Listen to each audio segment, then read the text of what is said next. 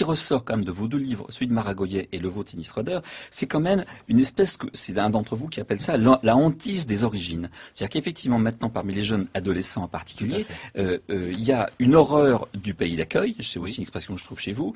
Je vous cite Yanis Roeder. Pour beaucoup, être français, c'est la honte. C'est être un bouffon. Quelqu'un qui ne se défend pas quand on le raquette. Quelqu'un qui a peur. Un bolos. Vous dites que le slogan Black Blanc Beurre qui nous fait rêver, nous, dans les médias, ne les fait pas rêver du tout. Français, c'est juste des papiers. Oui. Bon. Il y a manifestement une montée du communautarisme dans nos collèges. Le fait que plus personne ne... Et vous dire un truc aussi.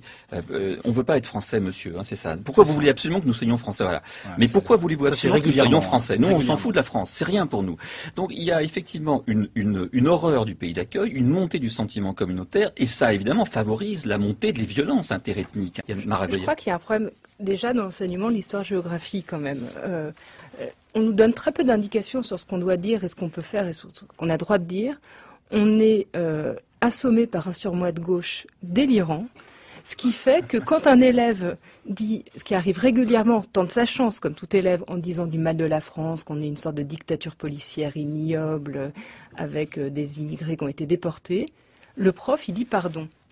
C'est vrai qu'il y a une vraie hantise de l'origine chez beaucoup d'élèves. Par exemple, ils veulent absolument savoir, le prof, vous êtes quoi? Vous êtes quoi?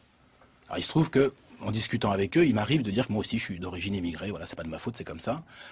Hongroise. Oui, hongroise. Mais que mon pays c'est la France. Je suis né en France et je suis français et en plus la Hongrie j'ai jamais mis les pieds. Alors du coup, pour mes élèves, je suis hongrois. Pour eux, comme je l'écris, être français, c'est la honte, c'est pas possible. Moi, je suis ça. Il y en a même qui s'inventent des origines parce qu'ils sont très gênés par rapport à la situation minoritaire qu'ils vivent en classe. Parce qu'ils sont français d'origine. Parce qu'ils ont du moins des noms français d'origine. Alors voilà, bon, on s'invente un grand-père irlandais ou voilà, bon.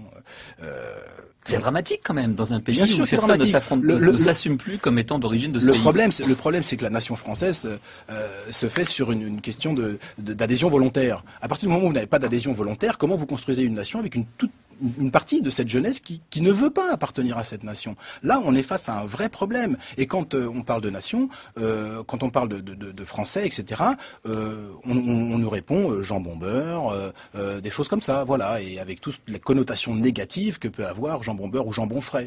Il y a un rapport très compliqué. Il y a un rapport très ambivalent par rapport à la nation française, ça c'est évident. Oui, mais chez les Français aussi. Hein. On va pas faire un petit historique, mais c'est vrai que depuis les années 1970, dans notre histoire, sur affirmer la nation française et l'adhésion à la nation française, c'est devenu un peu plus problématique. Alors il y a effectivement certainement un fond de profs de gauche qui sont passés par là, je veux dire.